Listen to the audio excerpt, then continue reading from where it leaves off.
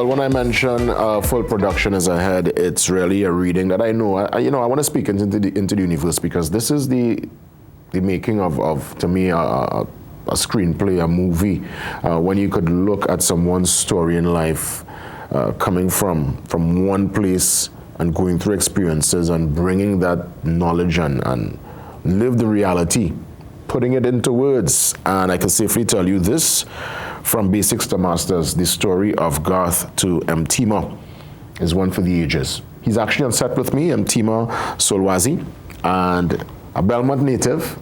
Yes, we're taking this book to NALIS. He's going to do the reading, and it's happening, well, today. Yeah, that's right, from 5:30. Yes. Let me just say welcome, my brother. Yes. Yeah. What a story, yeah? What a life story. What you think will be the greatest takeaway for those who hold on to the book and read your lived reality? They will see themselves.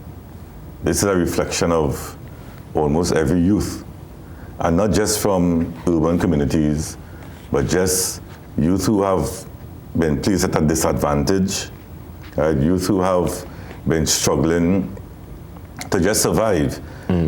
The book itself is shrouded around my experience being bullied at school, and the turn I took, or the direction I was forced into to come out of the bullying, right? So sometimes you see a youth outside there involved in gangs and stuff like that, and just feel he wake up one morning and say, best I be a gangster today, or best I do crime today, not knowing is a cry for help.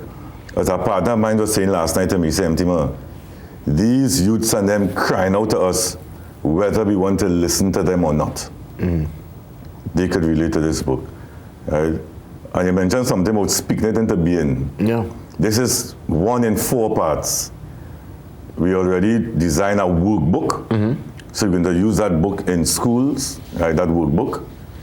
We're working with a guy to do an AI movie, because it is a movie. Yeah, that's what I'm saying. I could see this as a screenplay, because again, it's a story where you would have gone through it, would have gone through, well, as we say in life, hills and valleys, some serious valleys inside there. But then you come out on top now. Well, yes, surface, right, and trying to keep on top still. That's right. Because it's, once you have breath, you're always struggling to make it. What was your lowest moment, your darkest moment in your journey of life so far? Interestingly, I would feel, all right, there was one time, so we used to, cause got involved in gangs and selling drugs and stuff like that. And there was this guy, we used to call him Fat Man. He'll come every Friday and buy about $300 in 5-ball, 10-ball.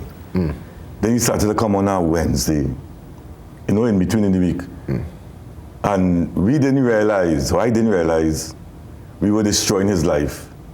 We getting a little money, $5, $10, And Fat Man not just lost his size, lost his work, lost his family, and that when it hit me, I realized, nah, boy, you felt responsible. Yeah, we destroying lives. Right? For what? To go party, to buy sneakers, to bling. It don't worth it. Yeah. So I guess you would have had also certain aha moments where you was able to make the 180, turn yourself around. Do you meet? Other than the reading today, and we're gonna get to the reading in a few, but do you do like meet and greets with young people, youth groups, and just really kind of just tell that story so you can let them know, go down that road? Yeah, that is the work of Roots Foundation. That's right. I'm the founder of Roots Foundation, and we go out into schools, communities. That's what we do. What I just did is went a bit further and put it in a text. That's right. Right? Because we have been using other people's work to do workshops. Now we're going to use the founder's life. That's right. To do workshops, Well, I recognize that you have some personal pictures inside here. Yeah. Personal letters. Look at that. This was you in your blinging days. Look at you there. the man with the kangas. Back in them day kangas. You're playing kangas, you ain't saying. Look at you there. Listen, you had to see it yourself. And of course, I'm watching. You're Belmont old boy too. You went St. Francis. Well, now St. Francis. I had a surprise. I didn't want you to know until Yeah, watching that because I see in the school, Yeah. So I left in 95. You would have probably been before my time.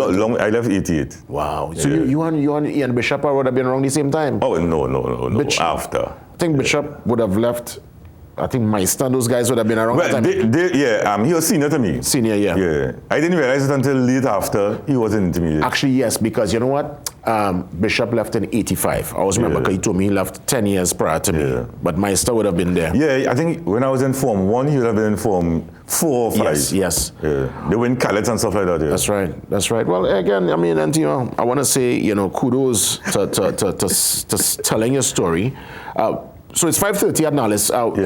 You just show up? Public is invited, Okay. We did a private reading for St. Jude School for Girls on Tuesday. Yeah, so I have my private special audience, like those girls at St. Jude's, YTRC, that cohort of young persons, because this book is about giving a voice, Yeah.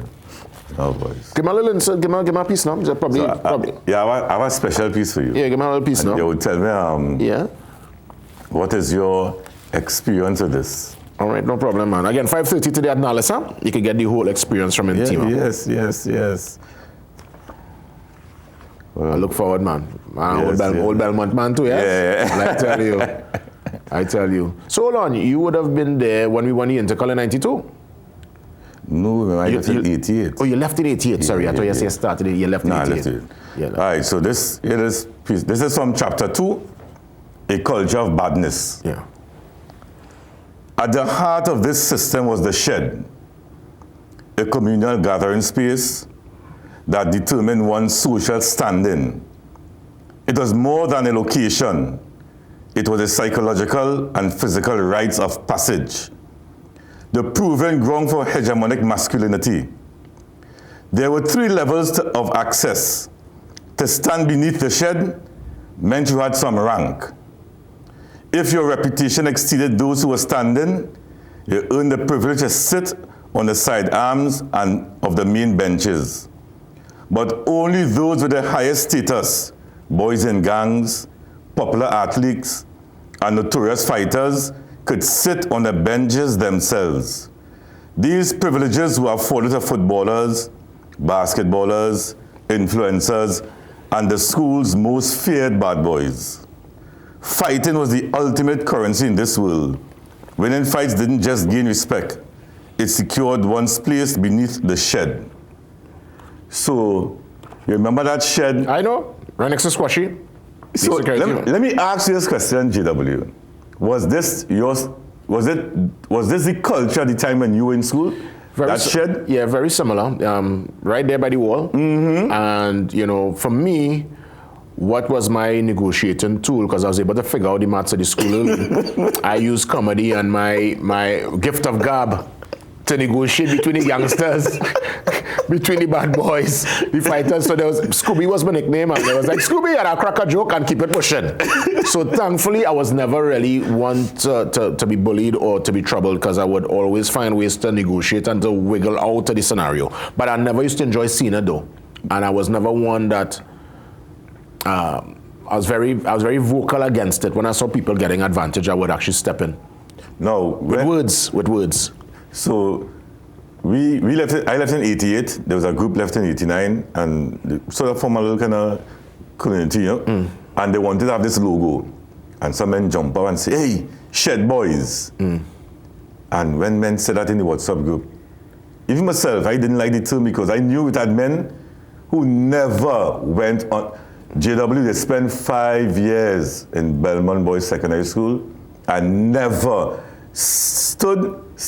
went under that shed. Yeah. I remember seeing rain falling, and men just can't come under that shed. And men stand up in the rain. They cannot come under that shed, right? Yeah. So back then I didn't make any sense of it, but as I got an adult, I say, that was a dread experience. It was. And I'm glad that nice school. Yeah, imagine that. And I'm glad you're able to share. Mtima, let me tell you, full success with the reading later. Let's keep in touch. Yes. And just as we wrap things up, a reminder, NALIS today at 5:30, from Basics to Masters, the story of Garth to Mtima. Belmont. Yes, man. Respect. Yeah, G.